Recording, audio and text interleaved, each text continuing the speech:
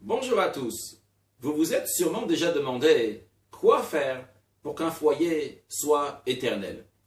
La paracha de la semaine s'appelle Pinchas. On nous parle des sacrifices, entre autres le sacrifice qu'on amenait tous les jours dans le temple, matin et après-midi. Il s'appelait le sacrifice de Tamid, qui veut dire perpétuel. C'était un agneau et il fallait l'offrir tous les jours, quoi qu'il arrive, que ce soit Shabbat, jour de fête, jour du grand pardon, jour de l'an, tous les jours on amenait ce sacrifice. Dans les sacrifices, il y a deux catégories. Une catégorie, on offre le sacrifice sur l'autel et on garde quand même une partie pour les prêtres qui ont offert ce sacrifice et des fois même une partie pour les propriétaires qui ont amené ce sacrifice. Une deuxième catégorie de sacrifice qui est entièrement brûlé sur l'autel, ça s'appelle un hola, un holocauste.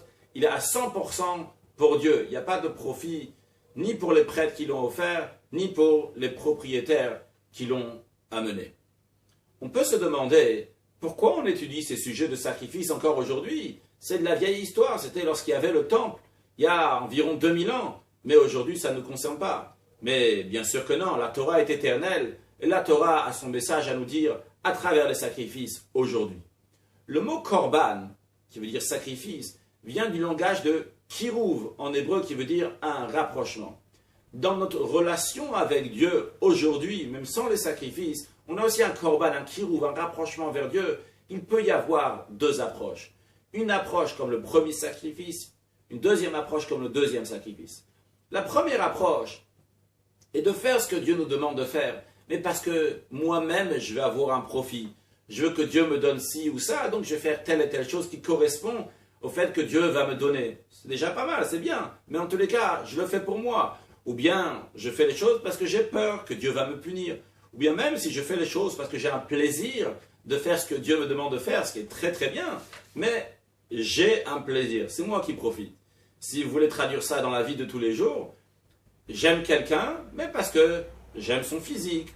Ou bien je l'aime parce que financièrement, c'est quelqu'un qui va m'aider ou qui peut m'aider. Ou bien intellectuellement, ou bien émotionnellement, ça me rajoute quelque chose. C'est pour ça que je l'aime. Donc je l'aime, mais je suis là pour profiter. Et des fois même, il n'y a que moi qui est là pour profiter. Je ne suis pas là du tout pour l'autre.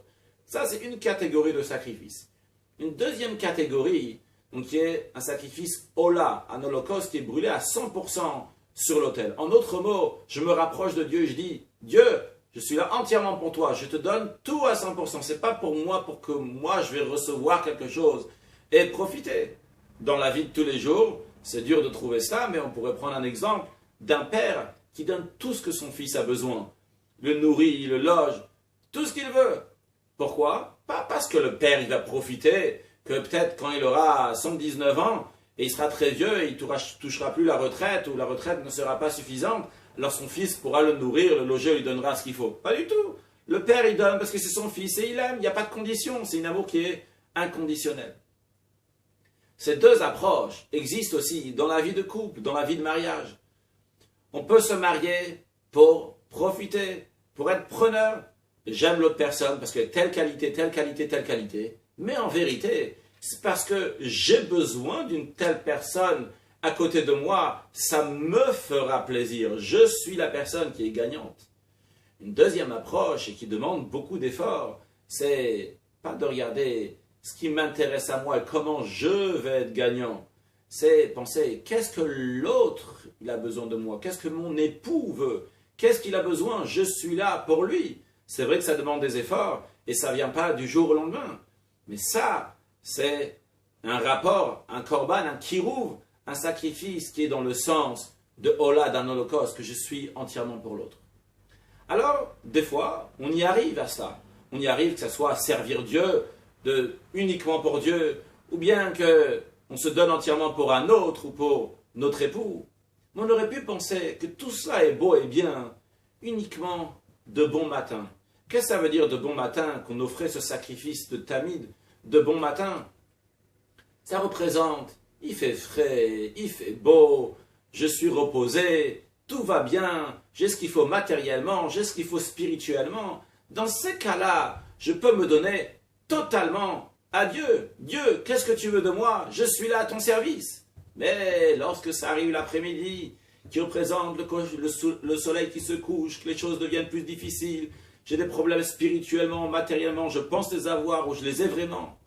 J'aurais pu penser à ce moment-là, c'est fini, il n'y a pas de sacrifice holocauste. Je fais un sacrifice, mais shlamim, un sacrifice dans lequel moi aussi je reçois quelque chose, je reçois un partage, je suis obligé de penser à moi. La Torah te dit, ce sacrifice est tamid, toujours, constamment. Que ça soit le matin ou l'après-midi, ce sacrifice doit être égal, toujours de la même manière, sans aucune différence, que ça soit dans ton service de Dieu. Et l'enseignement aussi pour nous, dans la vie de tous les jours, dans la vie de couple, pas seulement lorsque c'est facile de donner à son époux, de faire ce que l'autre veut, à ce moment-là on le fait, mais dans la vie de tous les jours. Bien sûr, ça ne veut pas dire que le mari doit faire le sacrifice, ce rapprochement d'holocauste entièrement pour l'autre et pas la femme ou l'un ou l'autre. Mais on ne parle plus de l'un et de l'autre ici. On parle d'un seul couple, une fusion des deux en même temps. Et quand on se comporte d'une telle manière, à ce moment-là, ça peut être tamide, perpétuel, sans changement. Quand c'est un sacrifice dans lequel je reçois quelque chose, alors j'ai différentes humeurs. Des fois c'est comme ci, des fois c'est comme ça, des fois j'ai besoin de ci, des fois j'ai besoin d'autre chose. Il peut y avoir des changements. Par contre, lorsque je me donne pour l'autre d'un amour inconditionnel, eh bien à ce moment-là, c'est un sacrifice qui est perpétuel. Ça peut être aussi la raison pour laquelle que dans le paragraphe des 8 versets de ce sacrifice de Tamid, il y a toutes les lettres de l'alphabet à part la lettre Gimel et Tet. Je veux dire get, un divorce. Parce que lorsque on se donne entièrement pour un autre et ça vient des deux côtés du couple, eh bien à ce moment-là, c'est un beau mariage dans lequel il ne pourrait pas y avoir de divorce parce que ici, l'amour a dépassé toutes les conditions. Que Dieu fasse qu'on rajoute du shalom tout d'abord dans notre couple et après, donc, ça va aller dans le monde entier et que ce shalom nous amènera la venue de Mashiach très prochainement. Une excellente journée.